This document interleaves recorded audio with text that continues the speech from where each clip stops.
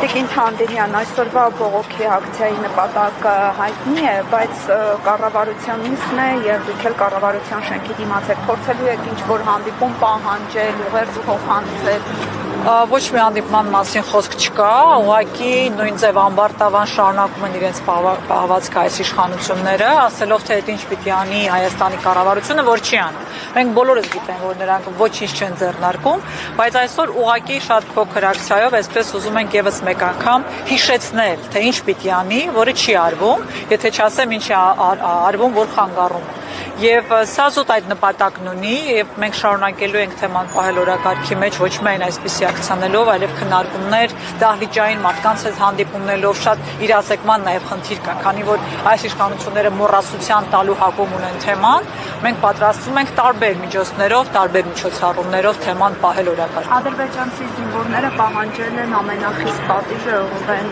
Վարդանյանի նկատմամբ ու մենք զուգահեռ տեսնում ենք, որ այստեղ պետական մակարդակով գոնե տեսանելի որևէ բան չի հանդիպում, հանգուցալուծում ինչ կլինի այս։ Զինվորներ, որոնք Ռուբեն Վարդանյանին գիտեն սոցցանցերից, եւ սա զավեշտ է։ Այս զավեշտը տեղի է ունենում աշխարհի եւ Հայաստանի կառավարության աչքի առջեւ։ Եվ հետեւաբար, այո, մենք պիտի ցույց տանք նաեւ աշխարհին, դրա համար գիտեք, որ ՄԱԿ-ի գրասենյակի մոտ ենք ակցիա արել ու տարբեր միջավայրերում, տարբեր դեսպանությունների նամակներ ենք հղում եւ շարունակելու ենք այս մասին խոսել, որ չծաղրեն Հայաստանի Հանրապետությանը եւ Հայաստանի քաղաքացիներին։ Սոցցանցերում մարդիկ գիտեն հատկապես ում եւ որտեղ դրված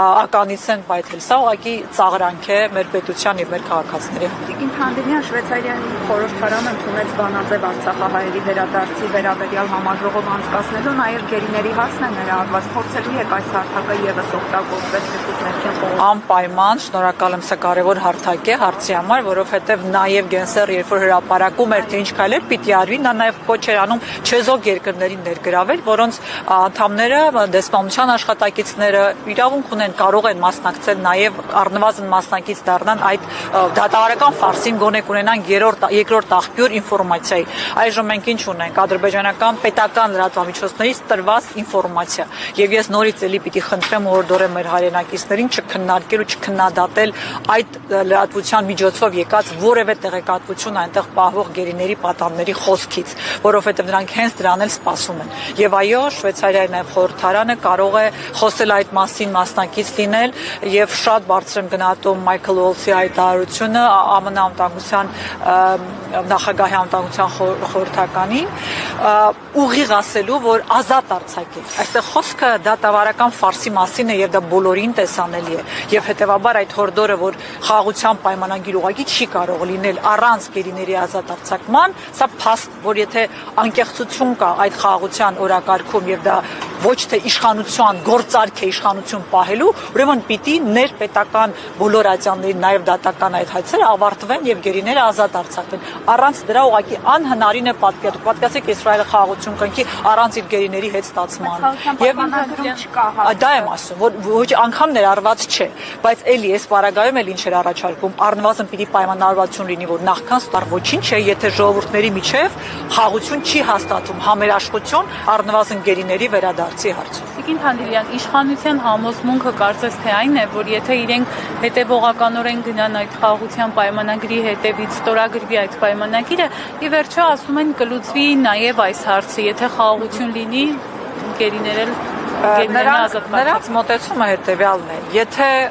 այսինչ հող օրինակ սահմանազատման հետևանքով այս գյուղը չտանք, պատերազմ կլինի, եթե տանք չգիտենք կլինի թե ոչ։ Եկեք խաղաղությունը կնքենք, չգիտենք, ոչ չկնքենք չեն դա վերադարձի գերիներին, որ կնքենք միգուցե։ Ակնհայտ է, որ սա մանիպուլատիվ նարատիվ է եւ ակնհայտ է, որ նաեւ այս օրակարգում Ադրբեջանը շարունակում է հրապարակային պահանջները։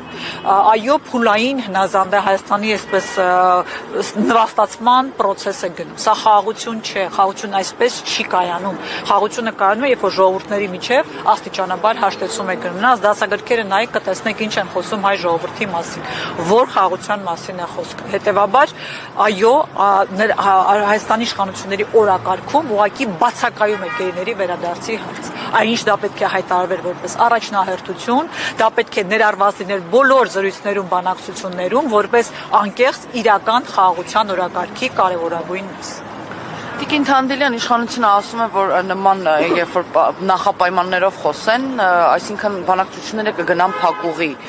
Եվ հետաքրքիր է այ կոնկրետ գործնական քայլեր, բացի խաղաղության օրակարգից, իշխանությունը ինչ կարող էր անել, որը ըստ ձեզ չի արել, այսինքն ռեալ գործիքներ, որը կարող էր կիրառել իշխանությունը, բայց չի կիրառել։ Առաջին հերթին դա պիտի լիներ իրենց օրակարգում, որպես փաթեթի մի մաս։ Երբ որ ասում են փակուղի կգնա, տարբեր պահանջներ են եղել, տարբեր քննարկումներ կա։ Հիմա էլ Ադրբեջանը տանում է փակուղի, հայտարարով որ պիտի փոխեք սահմանադրությունը։ Այդ ինչի այդ հարցում կա քննարկում, անհանգստություն չկա, որ փակուղի է գնում, այս հարցում կա։ Սա համամարտկային հարց է։ Այստեղ որևէ պետություն չկա, որ երկրորդ կարծիք ունի, որ գերիները պիտի վերադարձվեն։ Ուղղակի Հայաստանի իշխանությունները օրակարգից հանել են։ Ասում եք ինչ պիտի անեն, պիտի պահեն օրակարգում։ Պիտի բանագնացներ ունենային այս հարցով բանակցելու, քննարկելու, որովհետև սա պիտի լիներ որպես կարևորագույն պայման խաղաղության օրակարգի, բայց նրանք ամբողջությամբ հանել են։ Ավելին, այս հարցով զբաղվողներին հորդորել են չզբաղվել այս հարցով։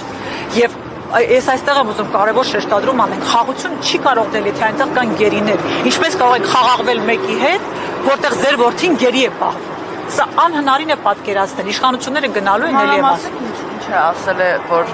հորդորել են այն մարդիկ, որոնք զբաղվում են, չզբաղվել, ինչի մասին է։ Այո, տարբեր, նաև Սփյուռքում գործող կազմակերպություններ, լոբիստական խմբեր, նաև տարբեր կառույցներ, միջազգային, որոնց հետ մենք նաև շփումներ ենք ունենում, ասում են, ձեր իշխանությունների օրակարգում սա չկա։ Մենք կարող ենք աջակցել, բայց չեն կարող մենք լինել սրա առաջ տանողը։ Ասեք, քանի անգամ են հանդիպել պատանդների ընտանիքների հետ։ Քանի անգամ։ Եթե ասելիք ունեն, ներկայացնելու բան ունեն, թող պատմեն ինչ են արել։ Ընտանիքների հետ պիտի ամենօրյա կապի մեջ լինեին նրանք, պատմելու թե ինչ process-ներ կան։ Թեկուզ այո, ոչ բոլորն է, ենթադրենք թե հրապարակային, իսկ ընտանիքներին կարող եք ասել թե ոչ։ Ակնհայտ է, որ չկա այս հարցորակարգում, բայց հայ ժողովուրդը իրենց չի ներելու։ Սա ասում եմ, իշխանություն ժամանակավոր է, հայ ժողովուրդը չի մոռանալու, թե ինչպես է Հայաստանի Հանրապետության քաղաքացին եղել լքված Բաքվի բանտ։ Շնորհակալ եմ։